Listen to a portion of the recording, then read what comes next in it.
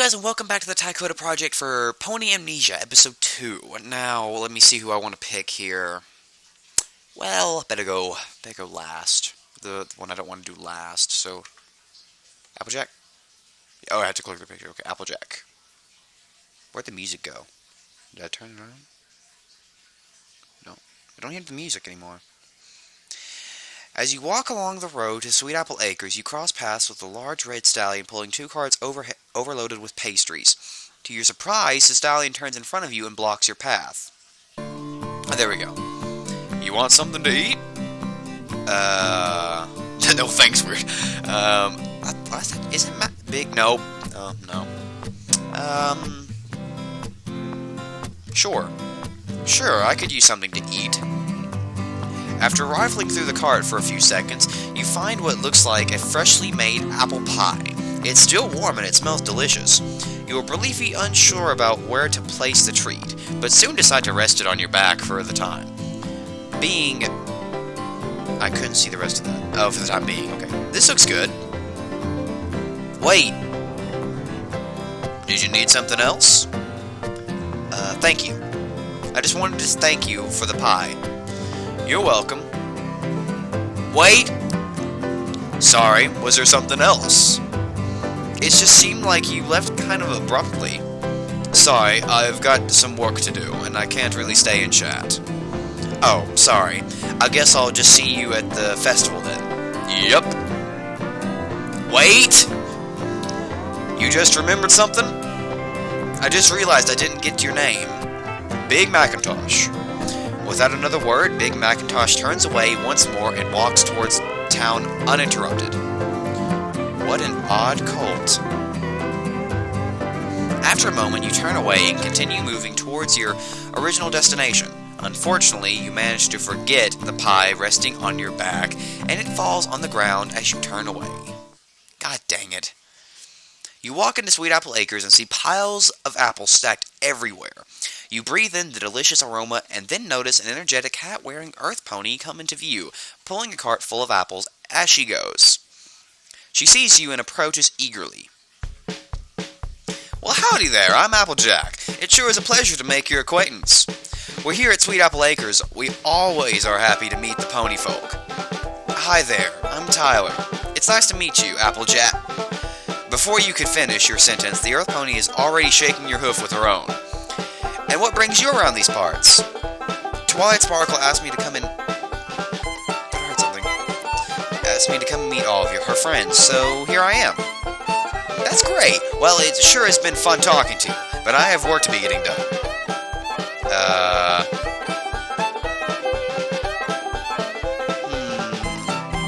I think if I continue on this conversation, I know what happens, but... yeah, let's leave her to it. Okay, then. It was nice meeting you, Applejack. You decided not to waste any more of Applejack's time, as she is obviously quite busy. Getting ready for the festival, you have learned very little about her, but there will be time to do that at a later date. No, there won't. Okay, so we got Applejack down. I can still go back to her. Rainbow. This reminds me of episode... Hey, it's Colgate! And Lyra! And Carrot Top! And I don't know you, and I don't know you either. Walking further into the center of Ponyville, you find yourself in the middle of what appears to be a shopping district.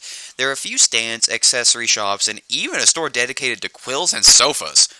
Why sofas? Ponies are busy going on their daily routines, shopping for anything they need. It couldn't hurt to take a look around. You start towards a nice-looking tie shop, but there's one thing holding you back. Am I Time Turner?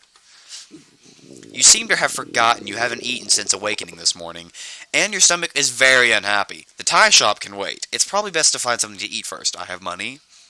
Approaching the nearest vegetable stand, forgetting your lack of funds, the colt running the stand gives you a smile before speaking. Welcome, friend. You must be new in town. Care for free sample? Lucky. The grouse of your stomach is all the answer he needs. The colt laughs and holds out a stalk of celery. On the house. You give a sheepish smile, although the celery isn't enough to fill your stomach. You're grateful for any amount of free food you reach out to take a bite when... Look out below! That had to hurt. Before you sink your teeth into your only meal for the day, your vision is blurred by a streak of rainbow flying at you at what looks like the speed of light before crashing into the car, covering you and the salesman in debris. Annoyed, you and the Colt look at what caused the crash. A rainbow-maned mare slowly lifts herself from the debris. Head still spinning, but otherwise unharmed, she shakes her head in an attempt to clean herself off. Still covered in vegetables, she smiles nervously. Oops, sorry about that. What the hey? Rainbow Dash, this is the third time this month. Rainbow Dash's head falls in shame. The Colt is obviously upset at her for having done this more than once, and the yelling is increasing as is the size of the crowd. Why does that character model of Rainbow look so weird? It does. Okay. I could yell at her. I really could. She did ruin my lunch. But she did say she was sorry. Okay, she said she was sorry. Otherwise, if it wasn't for that, I'd be yelling at her. Lay off. You feel bad for the stand owner, but Rainbow Dash looks like she is on the verge of tears. Really? That's funny!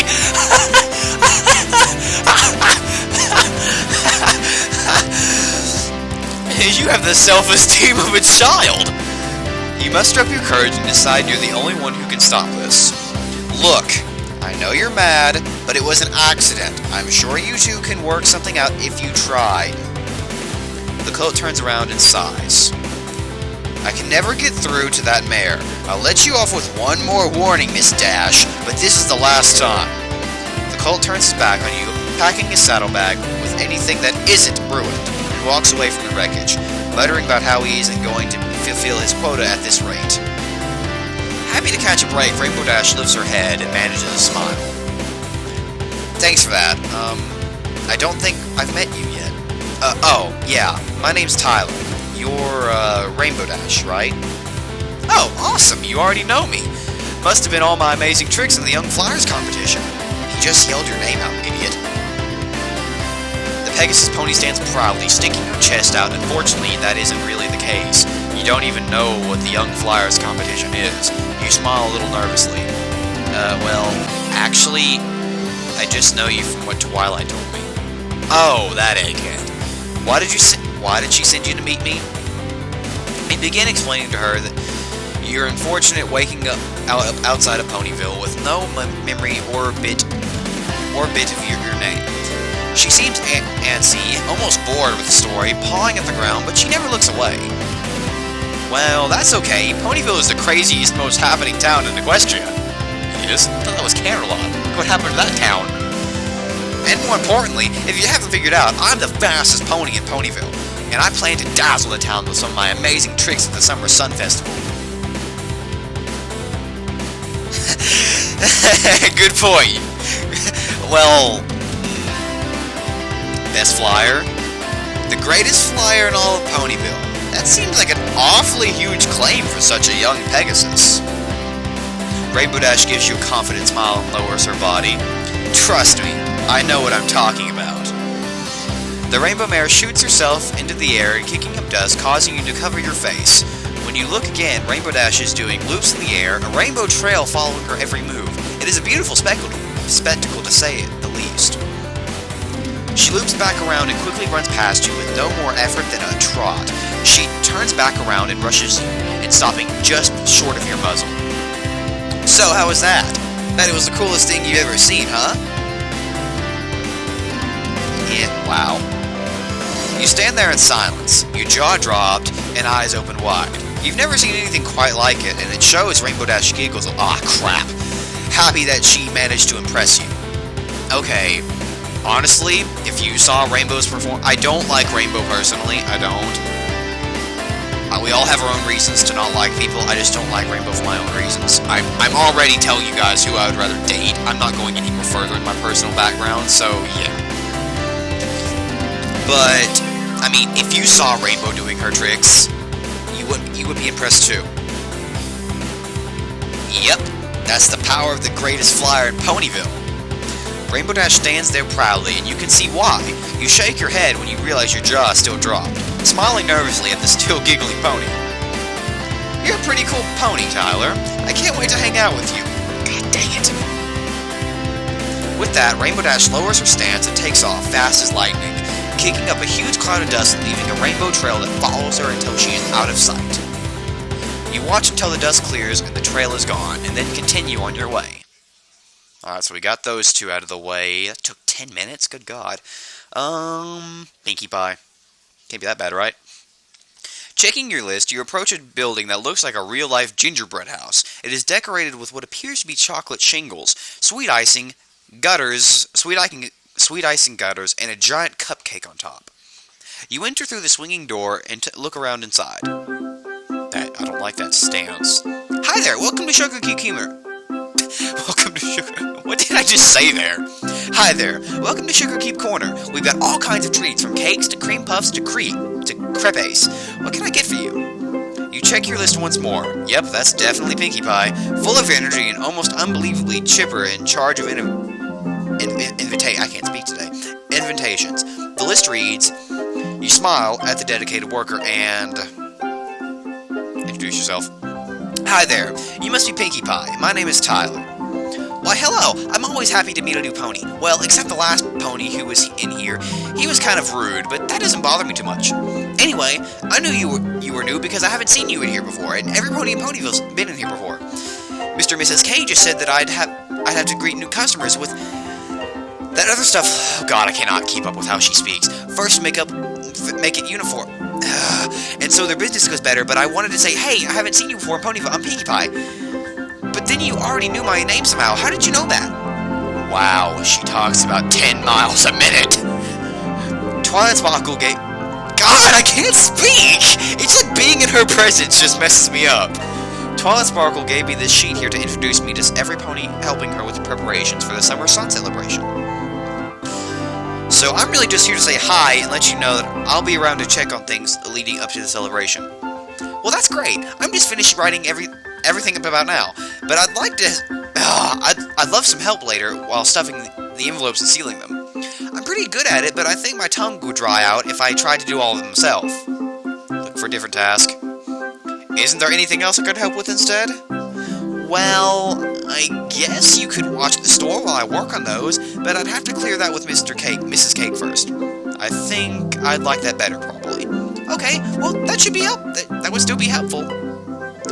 She looks a bit disappointed. I bet she's the kind who always needs someone around her to be happy. Don't like that stance she's giving me. You stand in silence for a short while before saying anything. So, anyway, I could definitely watch the store while you do that. I'm sure Mrs. Cake won't mind.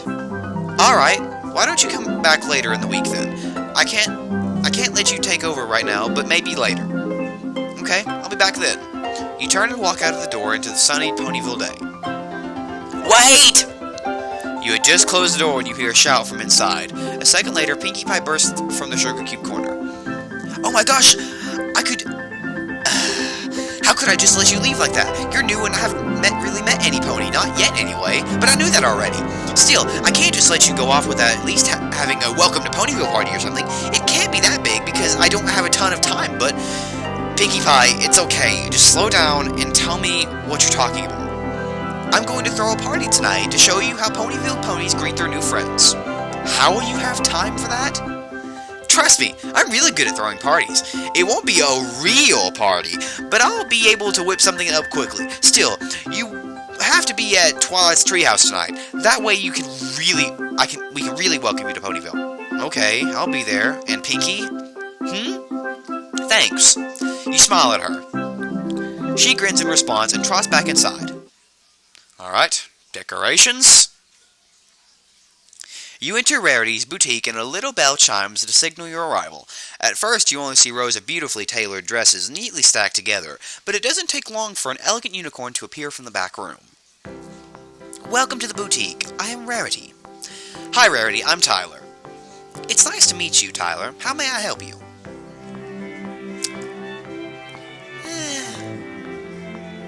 Compliment. Just compliment. I was just observing your wonderful dresses. They're beautiful. That is delightful of you to say so. The golden silk dresses are my personal favorite. Touch one. You reach out to touch the dress, and Rarity makes a contented noise, clearly appreciating the attention that you are lavishing upon her work. It really is amazing. It's hard to believe that you could do all these all by yourself. What are you trying to say? Do you have any assistants? Maybe you have some little helpers in the back room? Brady seems displeased by your insinuation, but manages to compose herself. I can assure you that all of the work you see here is my own. Change the subject. You should be famous! One day I shall shine all over Equestria. It is my destiny. You believe in destiny? You honestly believe in destiny? I believe that I am going to achieve great things. If that is destiny, then my answer is yes. You notice a childlike glee in her voice, as she has dreamed of being famous ever since she was a filly. Excited much? You're pretty excitable, aren't you? A lady must always remain composed, but even so, elation can be liberating. Rarity smiles, but hints that she has some work to be getting on with. You watch her walk towards the sewing machine with a bounce in her step, and then you take your leave. That went well. And Fluttershy. Walking through Ponyville and reading your list, you decide to go and find the Pegasus pony in charge of music for the festival. The list says she lives just outside of Ponyville in an old cottage made of what looks like a tree.